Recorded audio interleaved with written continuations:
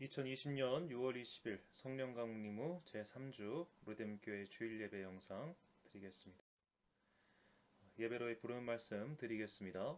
은혜와 자비가 풍성하신 하나님, 시간과 공간을 초월하여 역사하시는 성령님의 능력으로 우리로 예배자가 될 수 있게 해주시니 감사합니다. 우리가 드리는 예배를 받아 주옵소서. 예수님의 이름으로 기원합니다. 아멘. 경배 찬송 15장입니다. 하나님의 크신 사랑 하늘에서 내리사 우리 맘에 항상 계셔 온전하게 하소서.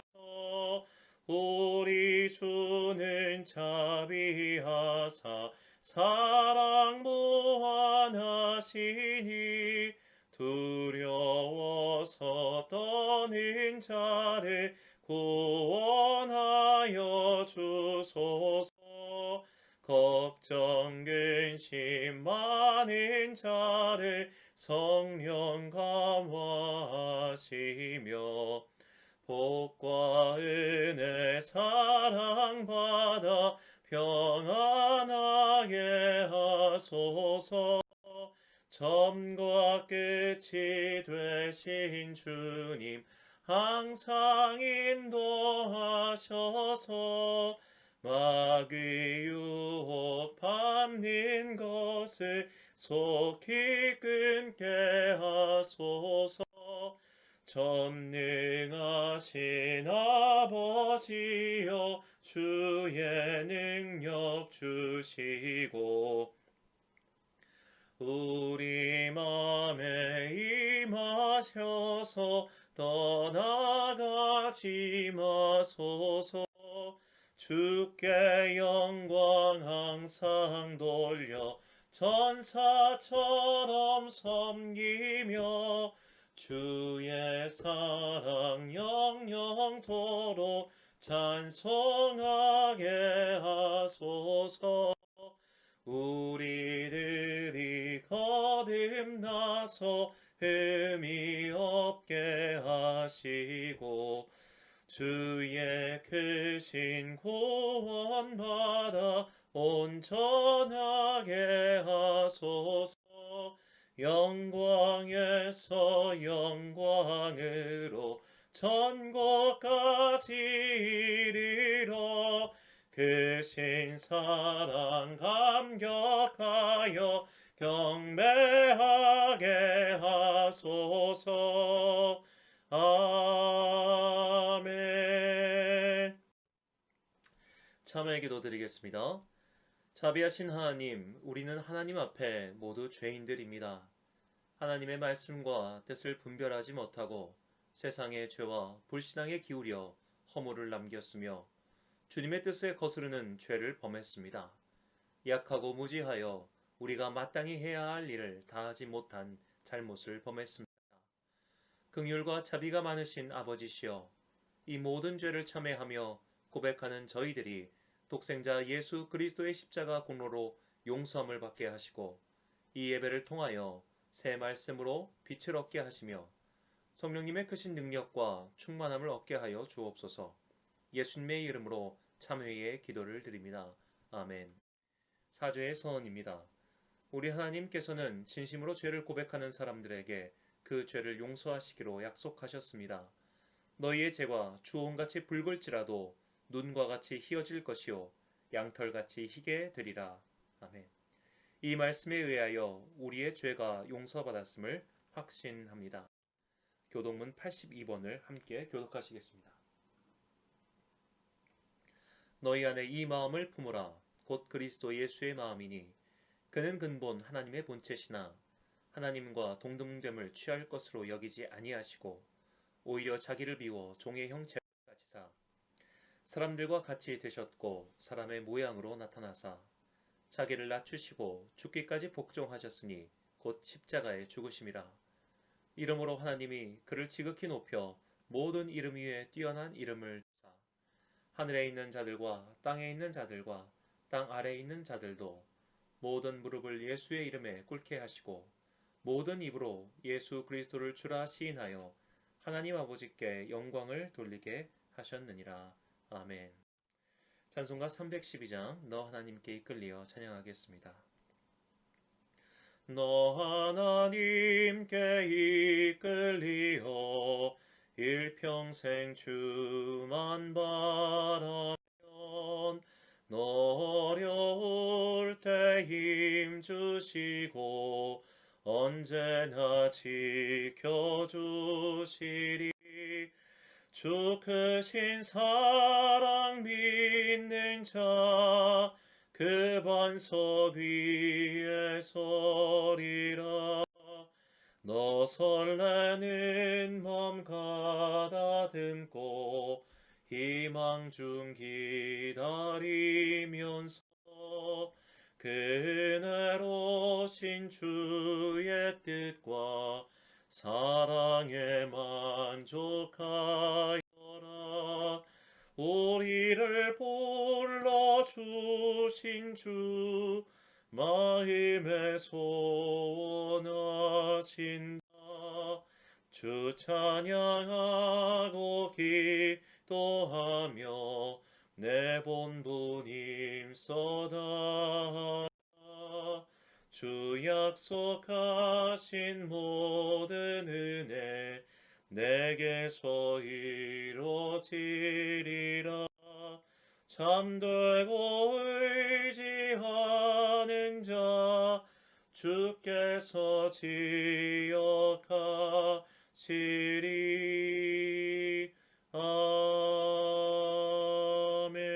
아멘. 오늘 우리에게 주신 하나님의 말씀은 누가복음 10장 26절부터 37절까지의 말씀입니다. 하나님의 말씀 봉독하겠습니다. 어떤 율법교사가 일어나 예수를 시험하여 이르되 선생님 내가 무엇을 하여야 영생을 얻으리까? 예수께서 이르시되 율법에 무엇이라 기록되었으며 내가 어떻게 읽느냐?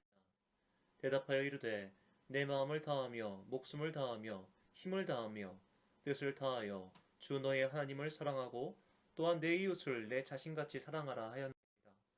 예수께서 이르시되 내 대답이 옳도다. 이를 행하라. 그러면 살리라 하시니 그 사람이 자기를 옳게 보이려고 예수께 여짜오되 그러면 내 이웃이 누구이니까? 예수께서 대답하여 이르시되 어떤 사람이 예루살렘에서 여리고로 내려가다가 강도를 만나매 강도들이 그 옷을 벗기고 때려 거의 죽은 것을 버리고 갔다. 마침 한 제사장이 그 길로 내려가다가 그를 보고 피하여 지나가고 또 이와 같이 한 레위인도 그곳에 이르러 그를 보고 피하여 지나가되 어떤 사마리아 사람은 여행하는 중 거기 이르러 그를 보고 불쌍히 여겨 가까이 가서 기름과 포도주를 그 상처에 붓고 싸매고 자기 짐승에 태워 주막으로 데리고 가서 돌보아 주니라. 그 이튿날 그가 주막 주인에게 데나리온 둘을 내어주며 이르되 이 사람을 돌보아 주라. 비용이 더 들면 내가 돌아올 때에 갚으리라 하였으니 내 생각에는 이 세 사람 중에 누가 강도 만난 자의 이웃이 되겠느냐? 이르되 자비를 베푼 자니이다. 예수께서 이르시되 가서 너도 이와 같이 하라 하시니라. 아멘.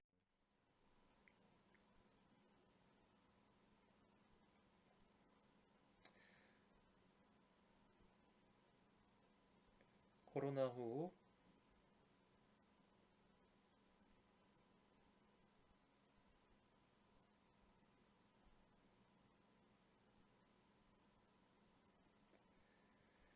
코로나 이후 믿음의 길이라는 제목으로 하나님의 말씀 드리도록 하겠습니다. 최근에 MBC에서 방영하는 그 놀면 뭐하니라는 예능 프로그램이 있습니다. 예능 프로그램에서 이제 90년대 댄스 음악을 여름 음악을 만드는 과정을 보여주고 있는데요. 이 90년대를 풍미했던 가수들 몇 분이 나와서 그 당시 음악 시장을 얘기해 줄 때 제 눈에 가장 띈 것은 앨범 판매량이었습니다. 이상민 씨가 나와서 이 90년대 음악 호황기였던 시절을 설명을 해주셨는데요.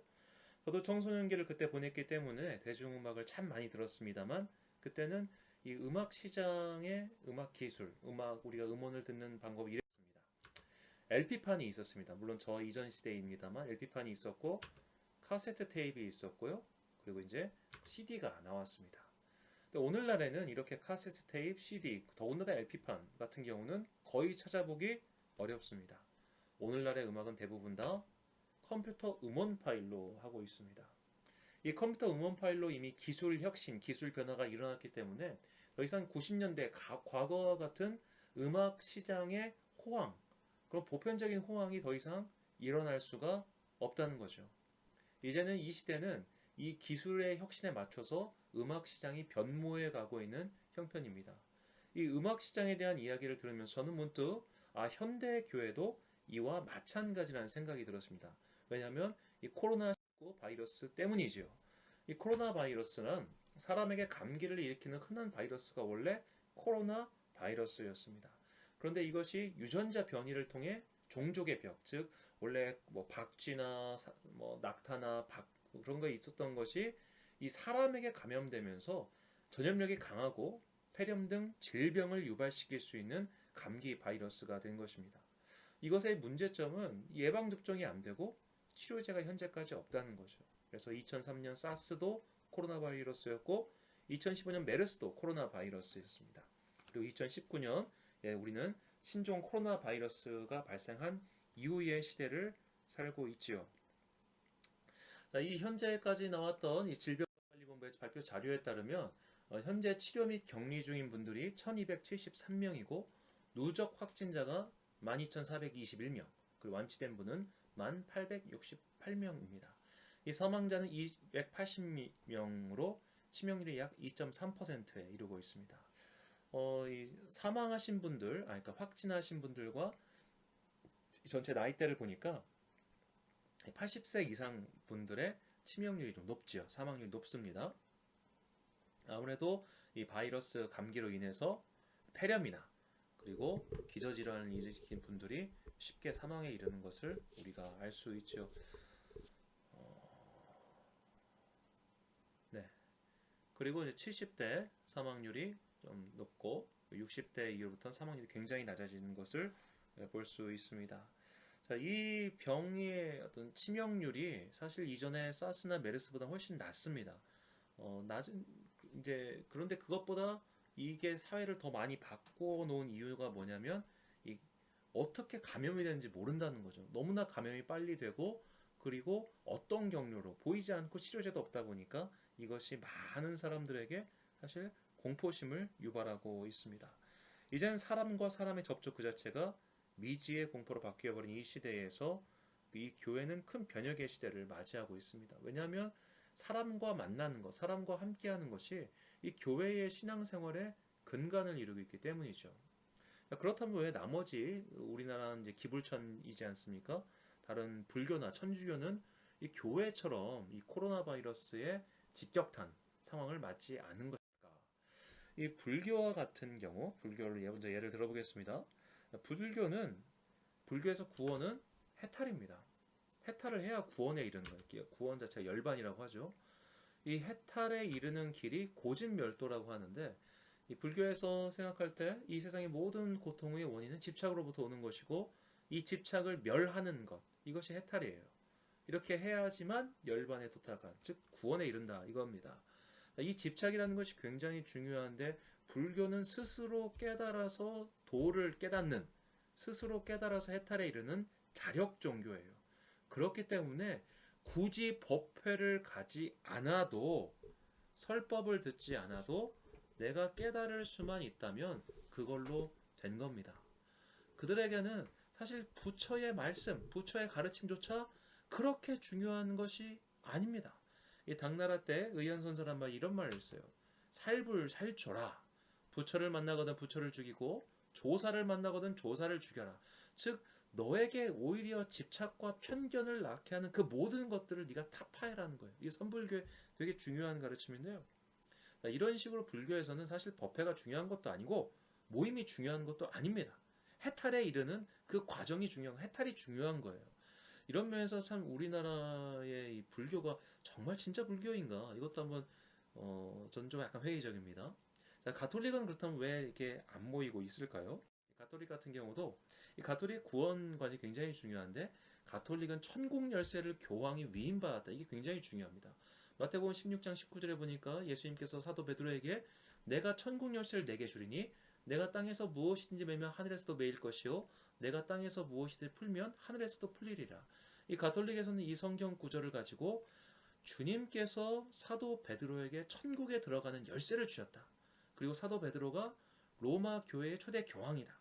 그리고 이 사도 베드로의 권한을 지금까지 교황들이 계속해서 위임받아왔고, 이 교황이 위임받은 권한을 대주교와 추교와 사제들에게 계속 위임했기 때문에 구원에 들어가는 길에서 가장 중요한 역할을 하는 것이 바로 사제들의 하는 사죄 선언이에요. 자, 근데 우리나라 가톨릭은 현재 어떤 상황이냐면, 이 가톨릭이 재미있는 게, 가톨릭에는 그랬었기 때문에 이 칠성사라고 하는 것이 제일 중요해요. 사제가 말하는, 사제가 집례하는 이런 성사가 구원에 이르는 제일 중요한 일인데, 세례성사가 세례식이고, 성체성사가 성찬식이고, 견진성사가 입교식, 고해성사가 회개와 용서, 병자성사, 옛날엔 종부성사라고 했습니다. 이 종부성사가 임종예배입니다. 옛날에는. 그리고 성품성사, 사제 임직식이고, 혼인성사가, 이게 칠성사가 되게 중요합니다. 이 칠성사를 해야, 그러니까 죄가 용서받는 거고, 그래야 구원 받는다고 생각하면 됩니다. 자, 그런데 이런 특별히 이 중에 고해성사가 되게 중요한데, 매일매일 우리가 죄를 짓고 살잖아요. 뭐 가톨릭 교도라고 죄를 안 짓겠습니까? 이 죄를 짓고 살아가는데 이 죄를 사제한테 고하고 용서를 받아야 되는 거예요. 그리고 종부성사, 마지막에 죽기 전에 사제가 와서 이 사람의 모든 죄는 용서받았습니다. 선언해 줘야 하는 거예요. 근데 이 비율이 날이 갈수록 줄어들고 있다고 합니다. 이 2000년부터 2017년 한국 천주교회 통계 분석에 따르면 성도 수는 407만에서 581만으로 12%가 증가한 반면에, 아까 말한 성사 사목이라는 이 성례전에 하는 추이는 계속해서 줄어들고 있습니다. 세례교인이 17만에서 9만으로 줄었고요. 그리고 견진성사, 이거 1번은 매해마다입니다. 입교하는 사람이 매해마다 줄어들고 있습니다. 신기하죠? 성도 수는 증가하고 있는데 입교자는 줄고 있어요. 미사를 참석하는 사람도 줄고 있습니다. 혼인성사는 뭐 혼인 적게 하니까 이래 가도 성탄미사와 부활미사조차도 참여율이 해마다 줄어들고 있습니다. 이게 뭘까요? 그러니까 얘네들은 좀 표현이 죄송합니다. 그러니까 이분들은 이미지로는 되게 좋은 종교예요. 우리나라에서 카톨릭 하면 되게 이미지는 좋지만 실제로 가톨릭 교도, 가톨릭 성도는, 진짜 가톨릭 성도는 오히려 확확 줄어들고 있다는 겁니다. 이 고해성사 통계가 없어서 좀 아쉬운데요. 제가 2013년도에 봤던 기사에 따르면 고해성사는 정말 많이 줄어들고 있다고 합니다. 그러니까 정말 진짜 가톨릭 교리를 따르는 사람도 줄어들고 있죠. 이런 상황에서 개신교회 사람들은 개신교에서 가장 중요한 것은 교회의 권위, 사제의 권위보다 바로 말씀의 권위가 제일 중요하단 말이에요. 말씀의 권위가 중요하기 때문에 이렇게 교회는 계속 모여서 예배를 드리는 겁니다. 바로 이 말씀이 히브리서 10장 23절에서 25절 이렇게 나오죠. 또 약속하신 이는 미쁘시니 우리가 믿는 도리의 소망을 움직이지 말며 굳게 잡고 서로 돌아보아 사랑과 선행을 격려하며 모이기를 패하는 어떤 사람들의 습관과 같이 하지 말고 오직 권하여 그날이 가까움을 볼수록 더욱 그리하자.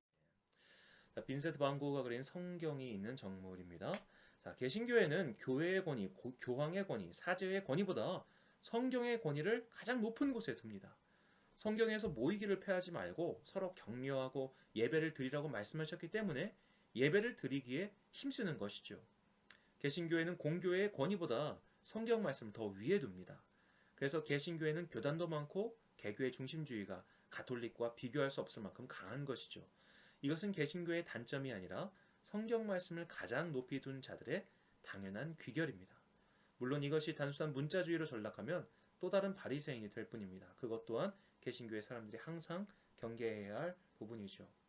왜 사도들은 그렇다면 왜 모여야 한다고 이렇게 말씀하셨을까요? 그것은 바로 그들이 인간의 나약함, 인간이 약함을 알고 있었기 때문입니다. 우리는 인간이 약하기 때문에 모여야 하는 겁니다. 자, 이 그림 가라바조가 그린 의심하는 도마, 유명한 그림이죠. 자, 이 도마의 이야기를 한번 생각해 보십시오. 도마는 예수님을 기적을 받고요, 예수님의 변화산을 받고요, 예수님께서 그동안 하신 말씀을 직접 들었는데도 그가 살아나셨다는 이야기를 내 눈으로 보기 전까지 믿지 못하겠다고 이야기합니다. 여러분 우리도 똑같습니다. 우리가 모두 성령 하나님의 선물로 인해서 예수 그리스도를 나의 구주로 믿고 고백하는 사람들이지만 믿음의 환란의 시기가 길어지면 길어질수록 뭔가 우리의 생각과 다른 일이 일어나면 반복될수록 우리의 믿음은 흔들리기 마련이라는 것이죠. 우리는 구원받은 자들이고 의인이지만 여전히 죄의 습성이 있기 때문에 죄의 길로 쉽게 들어갈 수 있습니다. 그래서 마르틴 루터는 이런 말을 했습니다. 우리는 의인이면서 죄인이다. 죄인이면서 의인이다. 라고 말이죠. 사도 바울은 로마 7장에서 이런 우리의 실태를 이렇게 고백합니다. 그러므로 내가 한 법을 깨달아노니 곧 선을 행하기 원하는 나에게 악이 함께 있는 것이로다.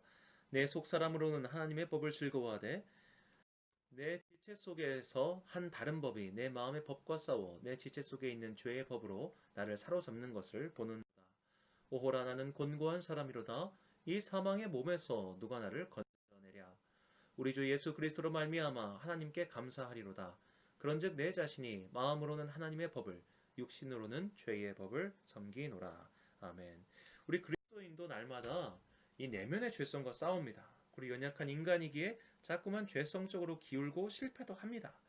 이것은 마치 약속의 땅으로 들어간 이스라엘 백성이 반복해서 하나님을 잊어버리고 가나안 종교에 빠지는 것과 같습니다. 사사기는 이런 반복을 우리에게 보여주죠. 사실 구약성경 사사기에 나오는 이스라엘 백성이 오늘날 우리의 신앙 현실과 똑같습니다. 타락과 회개, 구원의 이야기가 우리의 일상에서 매번 반복되는 것이죠. 그렇기 때문에 우리는 이렇게 모여서 서로 격려해야 합니다. 인간은 사회적 동물이기에 선한 길도 악한 길도 옆에 있는 사람으로 인해 빠질 수 있습니다. 선한 자들이 모여 더욱 선을 격려하고 힘을 내야 합니다. 그것이 바로 예배입니다. 저는 예배를 이렇게 생각합니다. 예배는 위로와 격려가 필요하고요. 또한 예배는 자신의 영혼을 교정하는 시간이기도 합니다. 분재를 할 때 이 나무를 이렇게 만들려면 철사거리라는 과정이 필요합니다. 이 철사로 나무를 똘똘 말아서 주인이 원하는 모양으로 만들어가는 것이죠. 자, 나는 포도나무여 너희는 가지라고 하셨습니다. 우리가 포도나무의 접목이 됐는데 접목이 돼서 의인이 되었지만 주님이 원하시는 아름다운 모양으로 바꿔가기 위해서는 그분께서 우리에게 철사를 두르듯이 내 영혼을 교정하는 시간이 필요합니다. 내 몸을 쳐서 복종하는 시간이 필요합니다. 그런 시간이 거친 이후에 우리는 마침내 웨슬리가 말한 성화의 과정으로 가는 것이죠. 이것이 영혼의 교정 시간입니다. 자, 이런 시간이 예배 시간인 거예요. 그래서 우리는 예배 때 내 영혼을 교정하고 서로 위로와 격려를 함으로써 하나님께서 우리에게 맡기신 믿음의 분량까지 아름답게 자라가도록 서로를 격려하는 것이 바로 예배의 시간입니다. 그런데 이러는 것을 모르는 분들이 교회를 비난하고 교회를 우습게 여기는 것이죠. 심지어 이번 코로나 사건 때 어떤 댓글에 보면 참 헌금 때문에 헌금 얻으려고 교회가 자꾸만 예배로 모이자고 이야기를 한다고 비난하는 것까지 제가 보았습니다. 또 안타까운 것은 심지어 신앙생활을 하시는 분들 중에서도 왜 우리가 모여야 하는지 그리스도인의 모임과 예배가 왜 중요한지 모르는 분들이 적지 않은 것을 보며 개탄스러웠습니다. 물론 우리는 바이러스의 확산 방지를 위해 방역규칙을 준수하고 이에 대한 만반의 준비를 해야 합니다. 그러나 겉으로 드러낸 행위보다 중요한 것은 내부의 동기입니다. 왜 모임을 자제해야 합니까? 확산을 줄이기 위해서입니다. 그런데 제가 만난 몇몇 분들은 감염이 두려워 교회를 못 가겠다고 하시는 것을 보았습니다. 이것은 순서가 틀린 겁니다. 제가 아는 한 성도님께서 코로나19 바이러스가 벌어졌던 2월 초에 중국에 여행을 다녀오셨습니다. 그분께서 여행을 다니고 계신 중에 바이러스 사태가 우한에서 터졌습니다. 그때 우리나라에서 감염자는 10명도 되지 않을 때입니다. 그분은 귀국 후 자가격리를 하셨습니다. 그리고 저랑 종종 통화하시며 정말 교회에 너무너무 가고 싶습니다 라고 하셨어요. 그때 그분이 참 나이 많은 권사님이신데 이렇게 말씀하셨습니다. 내가 걸리는 건 상관없는데 다른 사람에게 폐를 끼칠까 봐요. 저는 많은 그리스도인들이 이런 마음을 품고 있어야 한다고 생각합니다. 우리는 지금 이 두 갈래 사이에 있습니다. 옮을까봐와 옮길까봐. 옮을까봐와 두려워서 다른 사람이 교회 못 오게 하고 내가 모르는 사람들이 교회 안 들어오게 만들고 옮길까봐 걱정하시는 분들은 스스로 방역에 힘을 쓰겠죠. 자, 옮을까봐와 옮길까봐. 정말 한 글자 차이지만 이 한 글자 차이로 얼마나 많은 행동의 차이가 드러나게 될지 우리는 이미 알고 있을 겁니다. 많은 사람들이 옮을까봐 벽을 쌓고 있습니다. 근데 그리스도인조차도 이렇게 옮을까봐 벽을 쌓고 있는 현재의 상황이 참 안타깝기도 합니다. 어떤 교회들은 외부인들이 들어오지 못하도록 지문을 등록하고 검사를 하기도 하고 검사뿐만 아니라 신분증 검사는 이해를 합니다만 심지어 제가 QR 코드로 검사하는 교회까지 봤습니다. 제가 예전에 이단 교회를 탐방한 적이 있었는데 잠입 취재차 신천지 교회를 가본 적이 있었는데요. 신천지 교회가 지문 인식을 해야 들어갈 수 있습니다. 저는 그것을 물론 현 시대의 상황이 어쩔 수 없는 것을 어느 정도는 이해를 하지만 교회가 그것을 하고 있는 모습을 보면서 참 안타까운 마음을 금할 수가 없었습니다. 저는 오늘날 우리가 옮을까봐 걱정하는 이 모습이 과거 저의 모습과 많이 겹쳐 보였습니다. 제가 인도에 견습 선교사를 갔을 때 일입니다. 인도는 세계에서 가장 더럽고 질병이 많은 국가입니다. 에이즈 환자도 세계에서 가장 많습니다. 그리고 이제 감염, 비형 감염 특히 많지요. 손으로 밥을 먹기 때문에 그렇습니다. 손으로 밥을 먹고 오른손으로 밥을 먹고 왼손으로 대변을 닦습니다. 이렇게 많은 질병이 있고 전염병이 많은 나라였기 때문에 제가 그때 기차역에서 열차를 기다리는데 한 어머니가 아이를 안은 채 쓰러져 있었습니다. 근데 이 어머니 피부 색깔이 거의 보라색이었고 입에서는 하얀 거품을 물고 있었습니다. 만약 응당 그리스도인이라면 아니 사람이라면 다가가서 어떤지 상태를 살피고 구급차를 부르든 뭔가를 했었어야 됐는데 제가 그때 그를 지나쳤습니다. 물론 저는 이제 핸드폰도 없었고 또 열차도 다 탔기 때문에 그 순간 여러 가지 핑계를 대고 지나쳤지만 정말 내가 진짜 그리스도인이라면 예수 그리스도의 보혈을 말미암아 거듭났고 주님께서 우리를 위하여 죽으셨듯이 나도 주님을 위하여 이 생명을 바치겠다 결심했던 그리스도인이라면 그렇게 거품을 물고 쓰러져 있던 그 여인에게 다가가서 물론 말은 통하지 않지만 어떻게든 했어야 되지 않았을까요? 저도 그때 병이 옮을까봐 걱정해서 그 자리를 피했었습니다. 10년이 지났지만 아직까지 부끄러운 저의 안에 기억으로 남아 있습니다. 자, 우리는 상식과 당연함과 보편성과 개인의 사정 등등을 내세워서 하나님의 일을 등한시하거나 혹은 피하고 있지는 않은지요. 오늘 말씀은 예수님께서 이런 하나님의 일을 하지 않으려고 하는 하나님의 일을 이 핑계 저 핑계 대면서 피하고 있는 우리를 향하여 현실을 보여주고 계시는 말씀이기도 합니다. 어느 랍비가 예수님께 물었습니다. 어떻게 해야 영생을 얻겠습니까? 이 말은 어떻게 해야 구원을 얻을 수 있겠습니까?와 동일한 말입니다. 그러자 예수님께서 하나님을 사랑하고 내 이웃을 사랑하라고 말씀하셨습니다. 이미 구약 성경에 나온 말이죠. 그러자 랍비가 다시 묻습니다. 내 이웃이 누구입니까? 내가 누구를 사랑해야 합니까? 이렇게 묻는 겁니다. 하나님을 어떻게 사랑해야 되냐고 지금 묻지 않습니다. 이게 좀 나중에 자신의 말씀을 한번 드릴 기회가 있겠습니다만 우리는 사실 하나님을 어떻게 사랑하는지도 모르는 경우가 훨씬 많거든요. 내 이웃이 누구입니까? 라고 그 랍비가 물어보죠. 이에 대한 예수님의 답이 36절에 나옵니다. 내 생각에는 이 세 사람 중 누가 강도 만난 자의 이웃이 되겠느냐. 자, 내가 사랑해야 할 이웃이 누구입니까? 라고 하는 랍비의 질문에 예수님께서는 강도 만난 자의 이웃이라고 답을 주셨습니다. 즉, 내 이웃은 강도 만난 사람이라는 거죠. 강도 만난 사람, 어려운 사람, 힘든 사람, 고통스럽고 도움이 절실한 필요한 그 사람이 나의 이웃이며 내가 사랑과 자비를 베풀어야 할 사람이 이런 사람이라는 겁니다. 자, 우리는 이것을 머리로 잘 알고 있습니다. 그러나 기가 막힌 핑계를 대면서 앞서 제가 인도의 한 기차역에서 병든 자를 외면하였듯이 그럴듯한 이유를 대며 피해 가려고 합니다. 오늘 본문에서 제사장과 레위인이 그랬습니다. 31절 말씀입니다. 마침 한 제사장이 그 길로 내려가다가 그를 보고 피하여 지나가고. 여기서 보다라는 헬라어 에이도스의 뜻은 응시하다예요. 그냥 대충 본 게 아니라 그를 똑바로 쳐다봤습니다. 그리고 피하여 지나가다. 이 안티파레르코마이라는 헬라어는 오늘 본문에서밖에 등장하지 않습니다. 이 말은 반대편으로 지나가다 혹은 반대 방향으로 가다라는 뜻입니다. 자, 이 제사장과 레위인이 그냥 그 강도 만나서 거의 죽은 것 같은 그 사람을 대충 힐끗 보고 간 게 아니에요.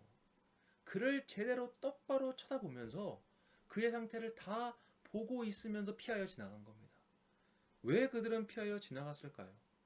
아마도 성전에서 일을 해야 하니까. 시신을 만지면 부정한 자가 돼서 성전에서 일을 할 수 없으니까. 그런 여러 가지 이유로 인해 아마 지금 살아있는 것도 확인했을 수도 있습니다. 근데 가다가 죽을 수도 있잖아요. 그러면 자기의 일을 할 수 없으니까.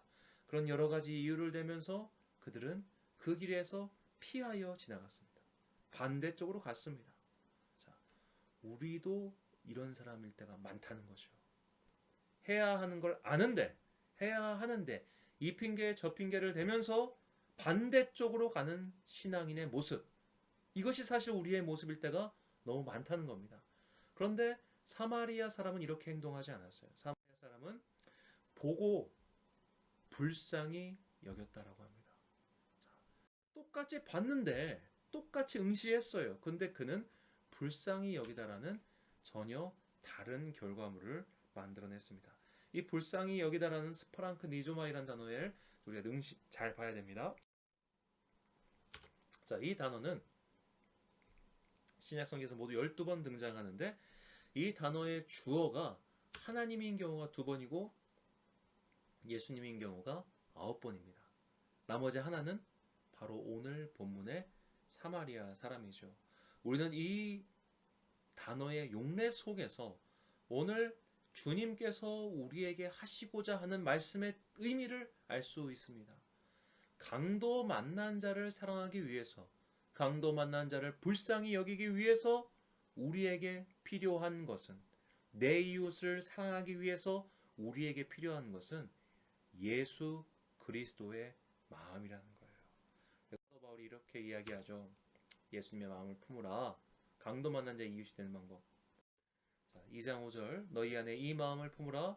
곧 그리스도 예수의 마음이니. 자, 이 혼탁하고 가치가 크게 변한 시기일수록 우리는 과연 예수님은 어떻게 하셨고 예수님이라면 어떻게 하실지 생각해야 됩니다. 찰스 쉘던의 소설 In His Step의 유명한 문구인 What would Jesus do? 예수님이라면 어떻게 하셨을까를 우리는 반복해서 상기해야 합니다. 여러분, 예수님은 어떤 분이셨을까요? 예수님이 어떤 분이셨을까? 예수님이 상식적인 분이셨을까요?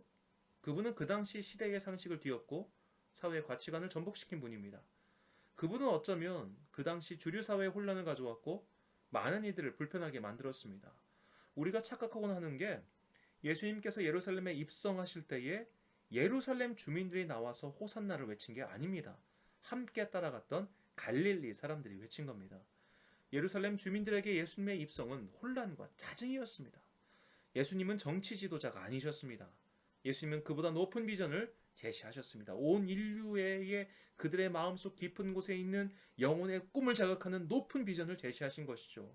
오늘날 한국 개신교회가 혼탁을 겪는 가장 큰 이유 중 하나는 해방 이후에 지금까지 정치 집단에게 이용당해왔기 때문입니다.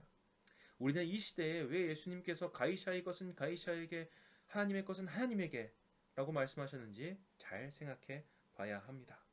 예수님께서는 혈루증, 즉 하여라는 여성이 자신을 잡았는데도 불결하거나 불쾌하지 않으셨습니다. 심지어 예수님께서는 20세기까지도 멸시받던 한센병자, 문둥병자 시몬의 집에 가서 식사하셨습니다. 시몬이 쓰던 식기를 쓰셨고요. 시몬이 쓰던 그릇에서 식사를 하셨습니다. 성경 마가복음을 보면 그 문둥병자 시몬이 병에 나았다는 말이 없습니다. 병에 낫는지 안 낫는지 물론 나았겠죠. 그것도 모르는 시몬의 집에서 예수님께서는 식사를 하실 만큼 사람들이 거렵게 하는 거, 사람들이 하지 말라고 하는 거, 심지어 율법에서 그 바리새인들과 서기관들이 하지 말라는 모든 것을 다 어기셨습니다. 왜 그러셨을까요?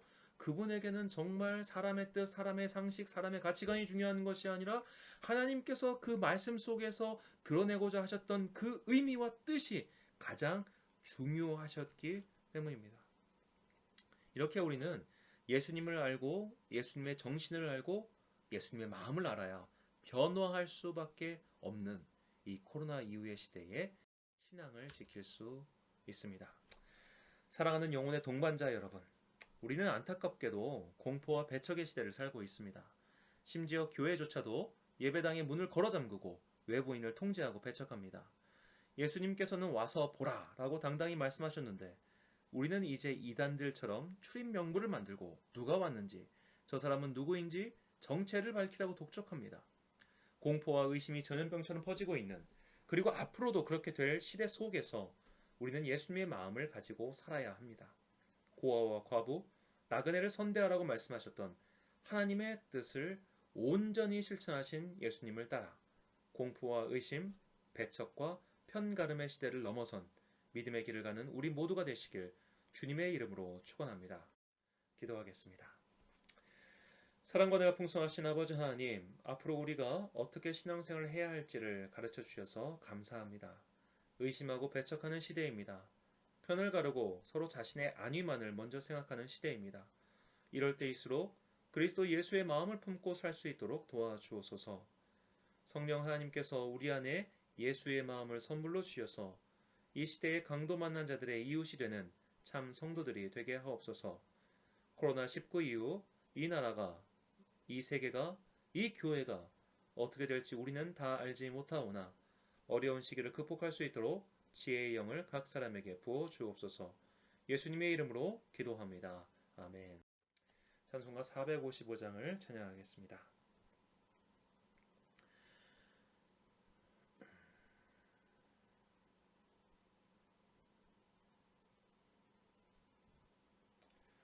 주님의 마음을 본받는 자 그 마음에 평강이 찾아오네. 험악한 세상을 이길 힘이 하늘로부터 임함이로다. 주님의 마음 본받아 살면서 그 거룩하심 나도 이루리. 주 모습 내 눈에 안 보이며 그 음성 내 귀에 안 들려도 내 영혼 날마다 주를 만나 신령한 말씀 늘 배우도다. 주님의 마음 본받아 살면서 그 거룩하심 나도 이루리. 가는 길 거칠고 험하여도 내 맘에 불평이 없어지리. 십자가 고난을 이겨내시 주님의 마음 본받음이라. 주님의 마음 본받아 살면서 그 거룩하심 나도 이루리. 주 예수 세상에 다시 오시 그날의 무성도 변화하여 주님의 빛나는 그 형상을 다 함께 보며 주 찬양하리. 주님의 마음 본받아 살면서 그 거룩하심 나도 이루리. 방송에 말씀드리겠습니다. 이제 우리는 하나님의 말씀을 경청하였습니다. 성령님께서 여러분의 마음속에 힘과 용기와 지혜를 주셨으니 어려운 환난의 시기를 용기와 지혜로 전진하시기 바랍니다. 주님께서 여러분과 함께 하십니다. 축도로 예배를 마치겠습니다.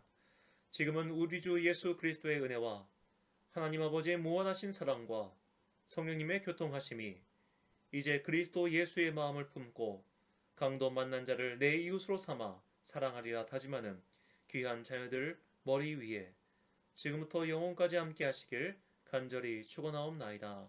아멘. 다음 주 앞으로도 계속 더 나은 영상으로 찾아뵙도록 하겠습니다. 감사합니다.